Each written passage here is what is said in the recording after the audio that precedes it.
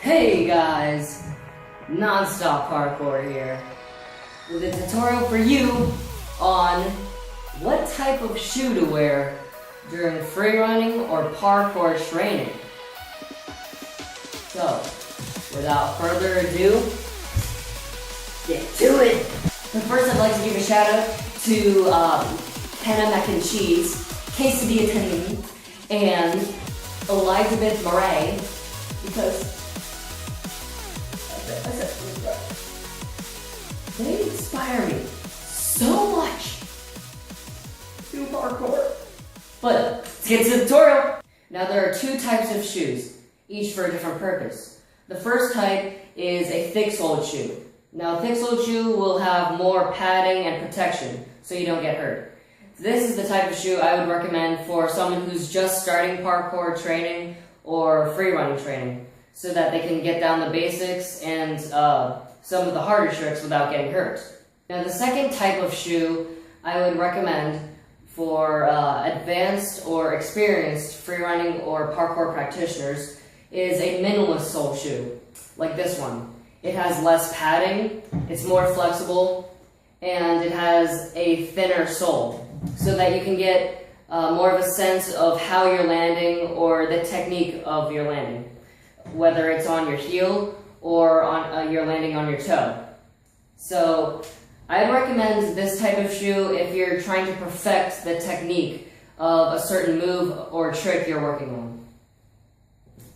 Now the type of shoe you want to avoid, now I'm just using this as an example, is a tennis shoe, because they usually have this strip of plastic right here, which is a lot easier for you to slip. Like if you're doing precision and then you land right here and then you go into this little pocket, then you're going to completely slip off and probably hurt yourself. The other thing you want to avoid is a type of shoe that has tread, or kind of like teeth coming out of the shoe, like hiking shoes, because those pieces of rubber will probably just rip off. Now that goes for other types of shoes that have tiny pieces of rubber just glued onto the bottom, because those will also rip off. Now the type of shoe you want to look for overall is a shoe that has just one piece of rubber as a sole, so that like tiny pieces that are just glued on don't rip off.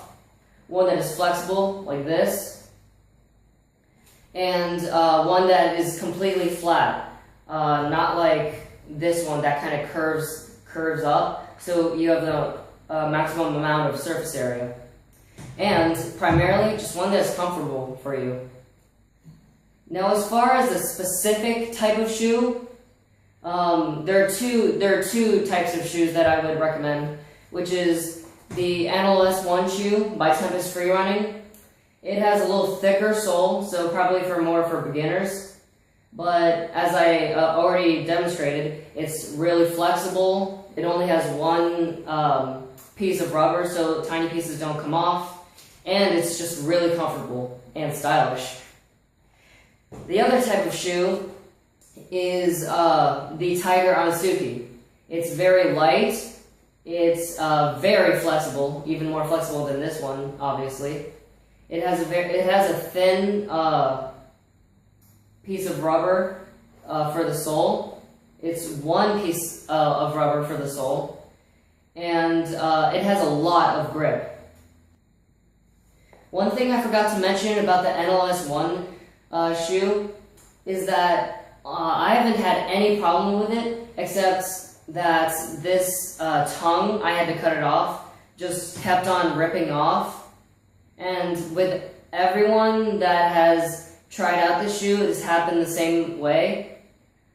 But yeah, like I haven't found one problem besides that defect, which I'm hoping they'll fix later. Now my personal opinion, if you're just starting out parkour, just go to any Walmart or Meijer and just get a $20 gym shoe that feels comfortable for you. Now this was about $30. It's not specifically made for parkour, It's pretty flexible, it has reasonable grip, and it has lasted a while. And you could probably just get a couple pairs of these, since with parkour, naturally, you're probably going to go through shoes really quickly, because it's just an extreme sport. Also, don't base your parkour and freerunning training off of the type of shoe. Like, if you can't do a front flip and you've been working at it for a long time, don't think, it's because of this shoe. I need to get this other shoe and then I'll be able to do a front flip. Because it's not gonna, the type of shoe you wear isn't gonna affect that much on how well you train. It's just how much you train and how much you're committed to training. I know this video was a little short, but just bear with me. Okay guys, thanks for watching. If this video helped you at all, please remember to like, share, and subscribe. See ya!